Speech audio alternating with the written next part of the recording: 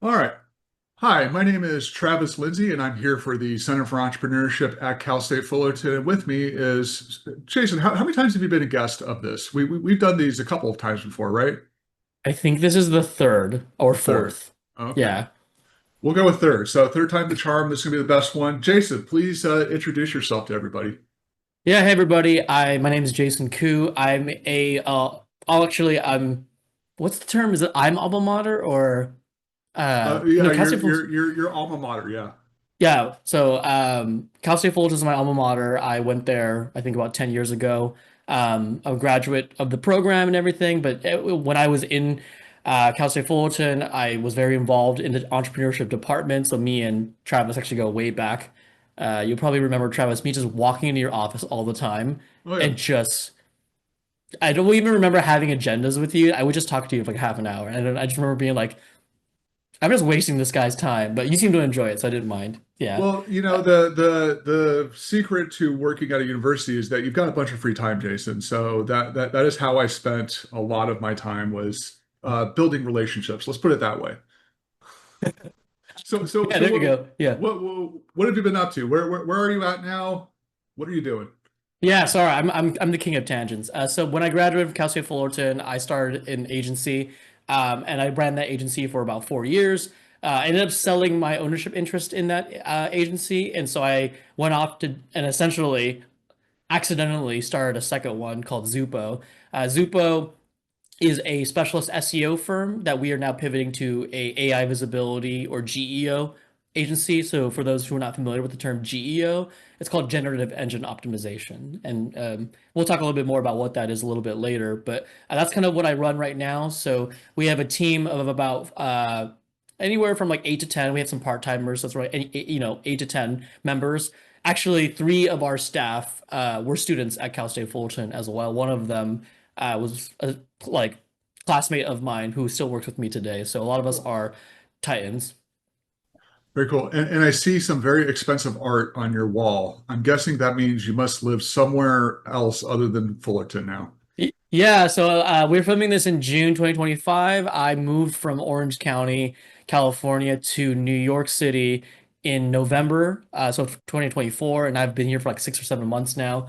Um, Pizza's my thing, and I just thought what would be a unique, different thing to do on the wall, and I just picked my best rankings of pizza boxes. I mean, of Okay. pizza and their pizza boxes. Yeah, So first question, are those used pizza boxes? dude. Okay, so these are totally fresh and new, but everybody's been telling me like, nah, man, for authenticity, you should have put the one that you ate out of the box one. And I was like, dude, I'm gonna get like roaches and stuff, and people have said like, well, that's the really authentic New York experience. I'm like, okay, no, no, no. These are fresh. I mean, new. My goal is actually though to get signed boxes. That's what I really want to do. Oh, who would you want to sign it? The owners of the restaurants or Yeah, the owners. So okay. the all three of these the owners of these pizzerias are like famous. They're like rock stars in the pizza industry. So yeah. Cool. Yeah, well, run down the three, your top three. Yeah, so this one that has no like branding on it is because they're just so famous that they don't need it. It's called Lucali's. This is not a pizza podcast. I can go in depth That's about it, fine. but this is yeah, Lucali's, Lindustry, and Best Pizza. Those are the three that we have there. All three are in Brooklyn, and that's where I actually live. So right outside of Manhattan. Um, Again, it's not a pizza podcast, but I would highly recommend all of them. I don't know. Pizza podcasts do very well. I think probably much better than this podcast normally does. So, we could rebrand it, but you're right. We're here to talk about other stuff, and that other stuff is AI in this situation. You mentioned GEO. What does that stand for again? Yeah, so GEO is Generative Engine Optimization.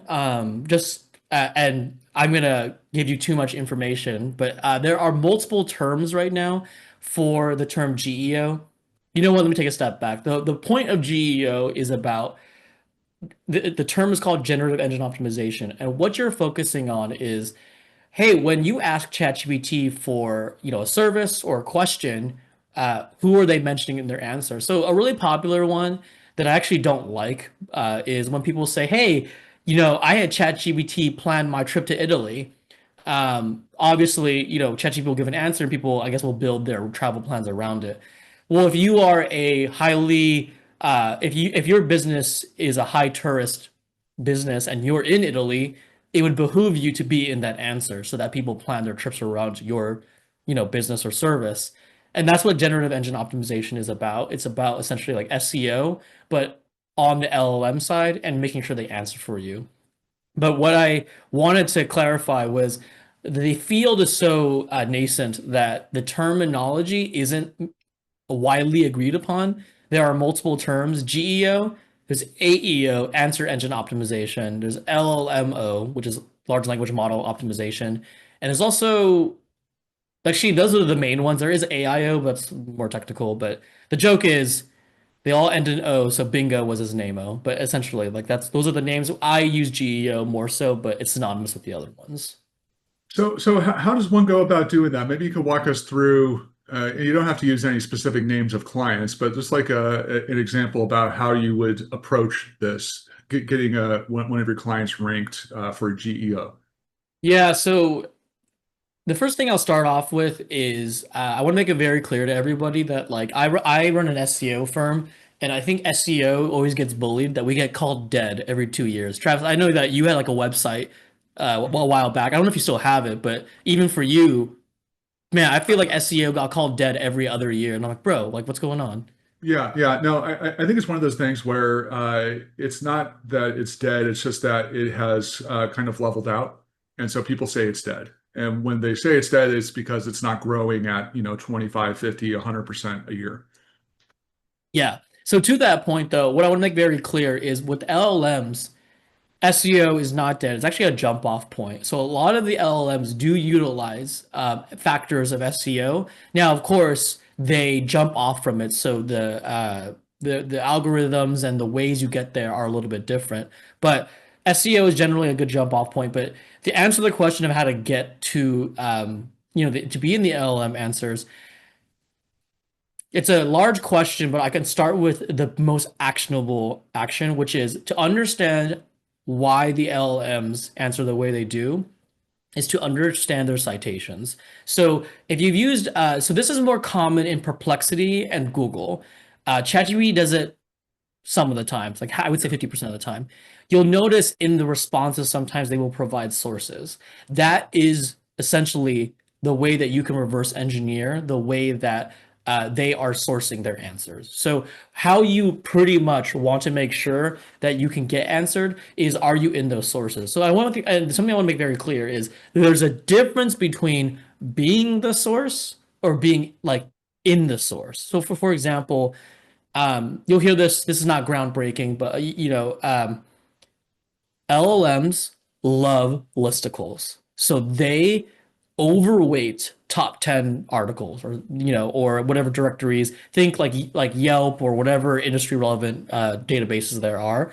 They love listicles, and so the point is not necessarily like do you need to be in the source, not necessarily, but you want to make sure that you are in the listicle like top 10 to get in Right. the answer. And that's like a really granular answer, but it's about essentially knowing what they're sourcing and making sure that you're in that source. Now, is the reason behind that because people are giving prompts that are asking for like what's the best source of pizza in Brooklyn? And then so Perplexity or ChatGPT or Gemini will just automatically look up listicles because that seems like the right way to do it. Yeah, I don't know if it's because people are forcing it. I just think that's the way the LLMs Okay. have been trained, which is they will always like, and okay, you never can say always, but they will predominantly always just come back with top 10 sites. So I've actually done that prompt in testing top pizza places in Brooklyn. And I remember this was early though, so it's probably got fixed up a bit. They were giving the source was a top 100 pizzerias in the world, a site based out of Italy, but they were using that as a source for Brooklyn. So it's very interesting. But it's at the end of the day, I think it is a quirk that will be adjusted.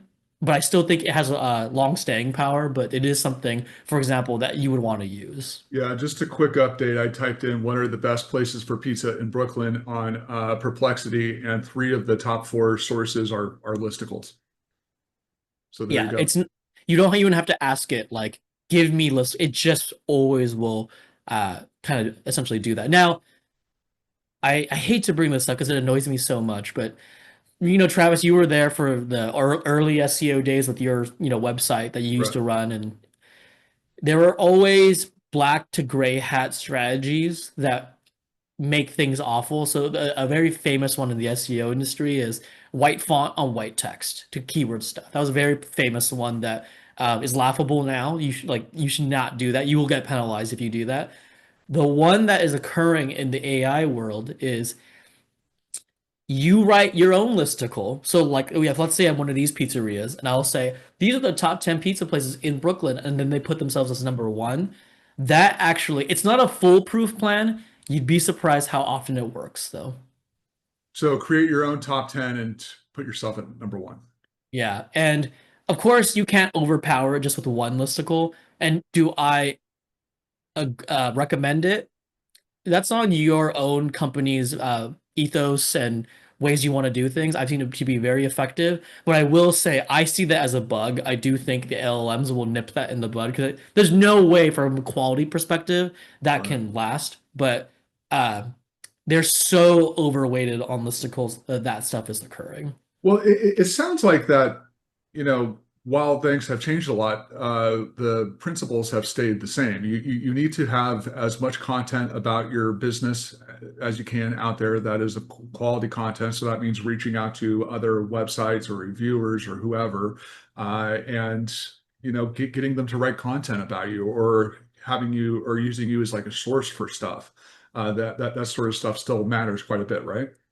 Yes. So there was a study put out by Ahrefs, which is a very famous SEO software. Our company uses that software internally. They put out a study to try and match how many. So like they were trying to see what variables influenced LLM answers, and this study specifically looked at AI overviews. So Google's AIs. The number of times your brand was mentioned in the web was the highest correlating factor. So to that point, that is very similar, but what is a slight difference is instead of the highest factor usually being link building, which links became such a powerful part of SEO into the early 2020s, into the late 20 teens, it was the de facto powerhouse of SEO variables. Now it's mentions. So to me, it almost repeats back to the early SEO days, which is, hey, are you just mentioned a lot? You don't even have to be linked, you just need to be mentioned a lot. Yeah, the whole search world was kind of built off of how academics are ranked, right? So it's whoever gets cited the most in papers, and it's basically the same thing. And so, uh, in your experience, like are mentions on social media, are they ranked, or are they more important, less important versus websites? What's changing on that front? Yeah, that one, they kicked that door down. So pre-LLM, we had a pretty resolute stance that social media had almost no impact on SEO. Now, there had been rumblings from some thought leaders that, I respect that said they were starting to notice social media affecting their SEO a little bit, but I always had chalked it up to, well, you're getting traffic from this one LinkedIn post, I mean, and of course it's going to lift it a little bit. But once the LLMs became a factor into our search world, it's completely flipped. Social media has heavy weight now. So the biggest outsized player is Reddit. Reddit is the golden child for LLMs. If you do well on Reddit, you will crush it on the LLM and AI visibility Yeah. side. So for my search on Perplexity about the best places for pizza in Brooklyn, I said there was four. The fourth source was Reddit.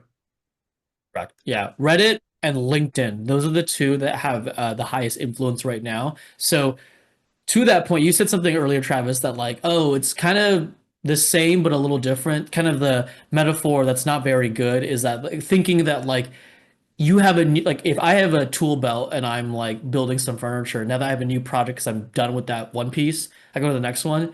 You're not gonna throw out your tool belt. It's all the same tool set. You're just having to implement it in a very different way for a new project. And I think that's kind of to your point though, like the one that is outsized is social media. That one completely flipped. Before, not a factor at all. Now, if you're going to do SEO, GEO, AI visibility, SEO needs to be in your purview now, which honestly is a good thing. I actually think it's a good thing. Gotcha, gotcha. What about just what are some other tactics that you use to help with GEO? I mean, does going onto ChatGPT or Perplexity and writing about your business there, asking it questions, does that trigger it to put you higher up in the rankings at all, or does that have no impact? I I not 1,000% sure on this, but I am like 999% sure on this. It has no impact. Uh-huh. The training data it runs off of is already preset. What you're giving it I don't think it actually you can't just over ChatGPT a brand and get it to be mentioned. That I don't think that really has an influence. But to answer the spirit of your question, one of the ways there's a couple of ways we go about this. So we already talked about one, which is we call it a vendor search. The most point blank way to optimize right now is to focus on vendor searching. When someone asks for a service, product, or the equivalent of a sales activity, that you provide are you being mentioned in the answers. The other thing, though, is we have to remember the complexity of searches is changing a lot with prompts and stuff. Rand Fishkin, famous Moz founder, now SparkToro, he wrote the book Lost and Founder, had said at some point when people are searching on ChatGPT, they're finding that they already have three brands in mind and they're kind of just vetting it. So, another really important one is sentiment analysis. What does ChatGPT know about you and what do they recommend? So, what we always do with our clients we tell ChatGPT, hey, for so and so client, we're thinking about hiring them. Is there anything I should be concerned about? So we'll do a straight up. A secondary one that we also do is we take our closest competitors and we say, hey, these are three brands that I'm thinking about hiring for this project. Can you tell me the pros and cons of each? So we really try to force the cons. And that's a big area for optimization is you just want to make sure that you are well optimized for it because we all know LLMs hallucinate and it can be funny, but there are I call them micro hallucinations that aren't don't seem that bad, but then for your business they can be very bad. A great example we have is we have a client I won't name them, but their name is an acronym. So it's like three letters as an acronym. They don't they're not like a household name. So we asked ChatGPT, like, hey, can you give me the pros and cons of this brand? Pros looks good. They gave three cons, one or two of them fair. Okay, whatever. Like one of them was saying their website doesn't mention if they can work with enterprise companies. So we're not sure about that. Easy recommendation to the client. Okay, hey, add a page about enterprise. The third one though was we can't find much about them in terms of a negative. So we found this other company that also has those three letters in their name as an acronym, and we here's their reviews. Which because we're analyzing it, we're like, oh yeah, that's stupid. But if you're a user, you might not have that like you might not realize it's a different company. So those are things that I think become massively important is are you like checking what they know about you and are you preventing these wild hallucinations? Yeah. So do you have like a set prompt to do those checks? And do you recommend just like any business that's out there that, maybe they're not even looking to necessarily rank higher on GEO or SEO or whatever. Do you have any prompts that you use to do that kind of a check, a reality check on businesses, Yeah, basically? it's pretty simple. You don't have to overthink it because I should get to that point later. Yeah, you don't have to overthink it. Just exactly what I said earlier. We tend to ask one of two things. One, hey, actually, we asked like three. We ask, we're about to hire this company for this project. Mhm. Should I be concerned about anything? Generally, it gives you a pro and con. That's usually the answer. It gives you some form of a pro and con. Um, Secondarily, we do ask it, hey, I like this company, or I'm thinking about hiring this company. Give me a pro and con, so more directly. And then third, you want to use your closest competitors that you care about, and then ask them, can you give Okay. me a breakdown of each or pro and con? The main thing that I'm insistent on, though, is ChatGPT and the LLMs. They can really tend to be positive, which is great. I like positivity and stuff. But sometimes they just want to tell you good things, and you Yeah. kind of need to force the con. And our perspective on this, you're not gonna you can't not have a con. So like you can't say only give pros. Like that's just never gonna happen. What we're really big on with our clients is, are the cons the ones you accept? So for example, one of our clients, high production videos, they've done Super Bowl commercials, and they do a lot of like big time commercials. Their con was big ticket commercials. You shouldn't hire these guys if you want something budget friendly. And they're perfectly okay with that. That's what the goal is, aligning with what you're comfortable with. You don't want these wild ones where you're like, what is going on there? Okay. Yeah. All right. Yeah. So, to that point about the LLMs being kind of sycophantic, I've noticed that as well. I think that they do that so that people will stick there more. Is that kind of the sense that you get? You have to define psychomatic to me. Sycophantic. So like they always put like the best light on stuff. They say that, oh, Mm. that's a great question. You're so smart. Jason, you look so good today, even though I'm an LLM, I can't see you, but I could just sense that you look good. And I think that they do that just so that people will stick there longer and use it more. Have you gotten any sense of that? I actually had a conversation with my team about this. I think everybody thinks they are really um they're not affected by kiss assery, but to your point, Oh, I just absolutely, they think, are. yeah, I just think people love inane, insignificant comments about things that you don't need to be commented on. They're like, oh, like, yeah. So, yes, in short, yes, I really do believe that. And I actually hate it though, to the point because, now that our agency is like doing a lot of it, I'd say about like 15 to 20% of the answers are like that compliment. And I'm like, I have like 25 more prompts to get through. Like, I can't have you compliment me every prompt. Like, let's get through all of this stuff. Yeah, I tried to reset ChatGPT so it became a little bit more of like a smart ass to me, but it didn't really hold all that long. So I just kind of, level set myself whenever I go to ChatGPT. Oh, it's going to be nice to me, and I just automatically don't trust it as much, which is probably a good thing. So what are some of the other things AI related that businesses should be aware of right now? Yeah, no, this is probably the most complicated one, but I think this is probably where the law of value can come if you want to get more intricate and nuanced with your strategies on LLMs. Um, Big deal. I think about 2 months ago, we were joking before that time is relative. I think it was 2 months ago.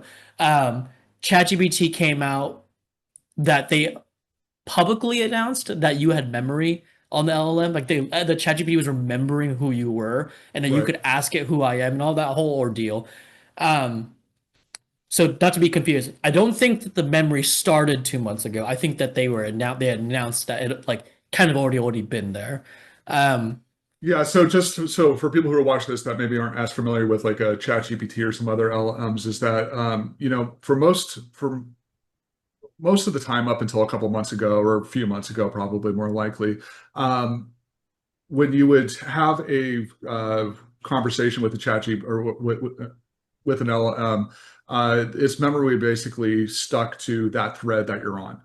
So if you have if you open up a thread on ChatGPT or Perplexity and you ask it some questions and you have a little bit of a conversation with it and you opened up a new one, it would completely forget everything that you said in the previous one.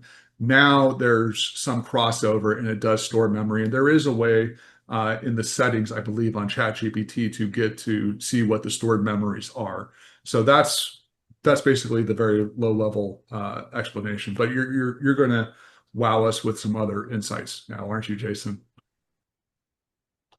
Yeah, thanks for the alley oop. That is it's way off course, and I have to somehow get to the hoop. Also, to that point, I've heard people say like generate an image of what you know of me based on the memory, and I've actually heard it's not bad, actually. Um, I don't know. I've not done it though. But the point I was going to make earlier is that makes things really complex because when someone is searching on their ChatGPT, let's say for a prompt or for a service, they are not net new. So, on Google, when someone was to ask, like, okay, let's go best pizzerias, your search, but like, if you never searched for pizza or food, really, like, you were kind of like a net new search. I'm just going to give you the top 10. But if you like notice in your Google behavior, the more you interact with a topic on search, the more like your search results will actually change. This is a very Right. common thing in Google. But for the LLMs, that's just baked in then. Like they're going to answer based on the profile that they know of you. And so the strategies get more nuanced is how do I make sure that I am targeting the users I'm hoping for? So one of the ways that we have started to do that is we will build, well, I don't want to say build. We just prompt ChatGPT across different categories or buyer profiles. For example, we have a client video agency, the one I mentioned earlier. We just finished their audit and we asked ChatGPT, hey, I'm looking for a video production company for my enterprise marketing team. What company would you recommend? And then we also did VC backed startup, bootstrap backed startup, small business, nonprofit. And I think those were the main five that we had focused on. There might be one more that we just focused as if, hey, we were those people. And the answers were very, very, like they were all, I won't say all of them, but they were not similar. And so what I would recommend to the viewers is this exercise actually initially was only about, hey, most businesses, whether or not they have intentionally done it, they're better positioned for certain types of customers. If you're a savvy business, you do it intentionally, but whether or not you're probably positioned better for a certain type of customer. Does the LLM know, like, or do they align with what you're hoping for? But with the integration of the memory side, you also have to factor that in. So this is a way to essentially proxy the memory of them knowing, so that you can say, okay, an average user is probably not going to say, I'm part of, for example, you're in your case, Travis, I'm part of a university. They probably wouldn't prompt that, but as if you're planning for it, you want to just add that so you can game the memory just from an optimization standpoint.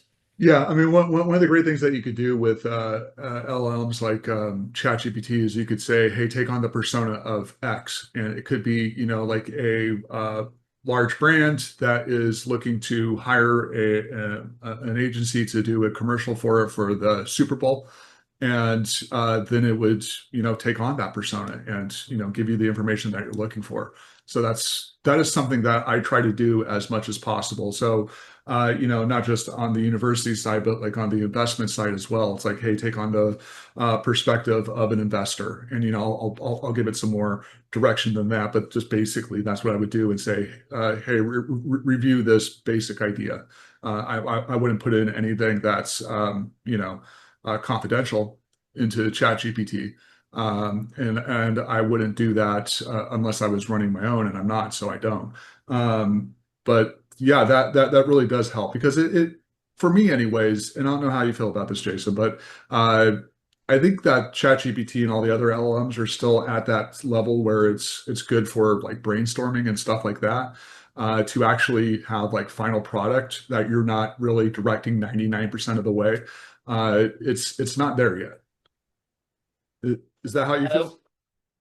yes, I think it's getting better a lot faster, but to It your is. point, I think we are so far from it being a final product to get you from A to Z.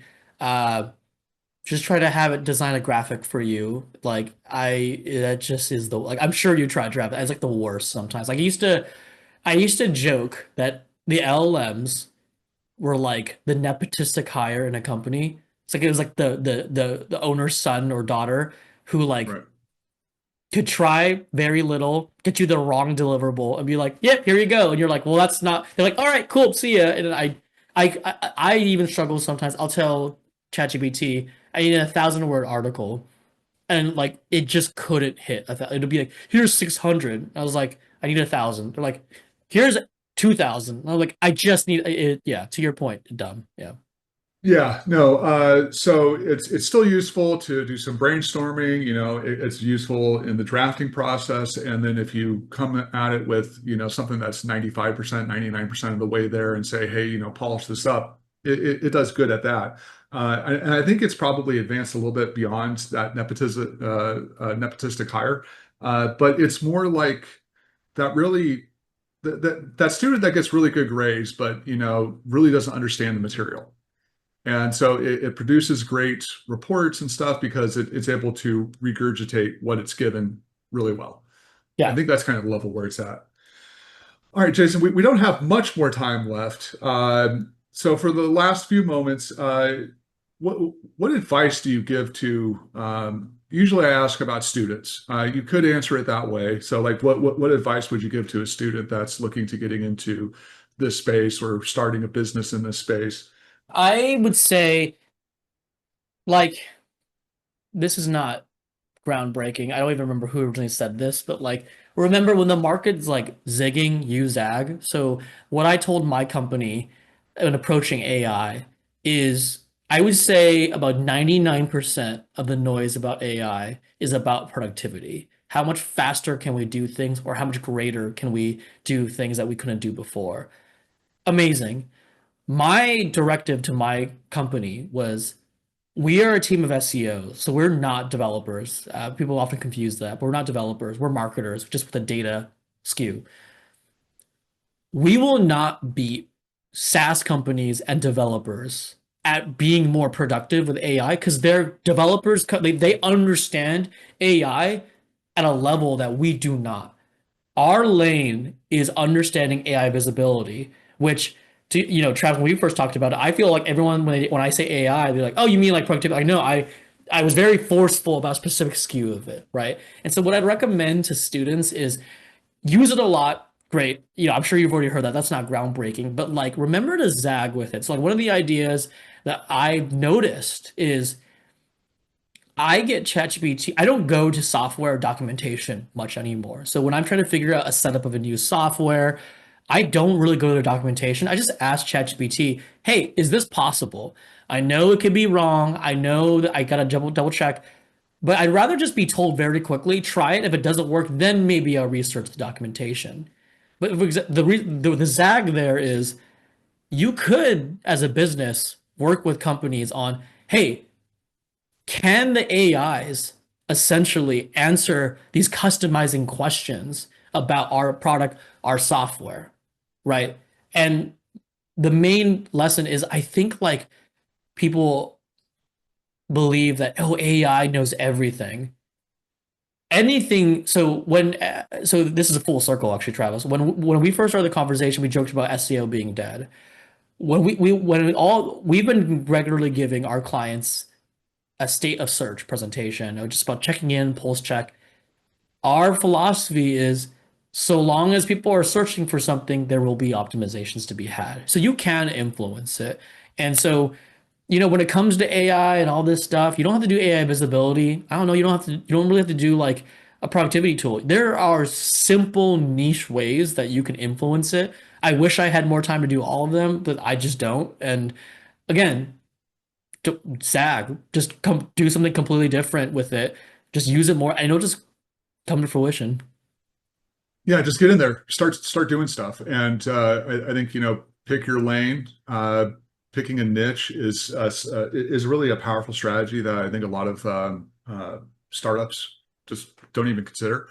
Because when you're starting a business or when you're starting a career, if you're a student here and you're listening to this, you think that you want to be, like the next CEO of Google or whatever.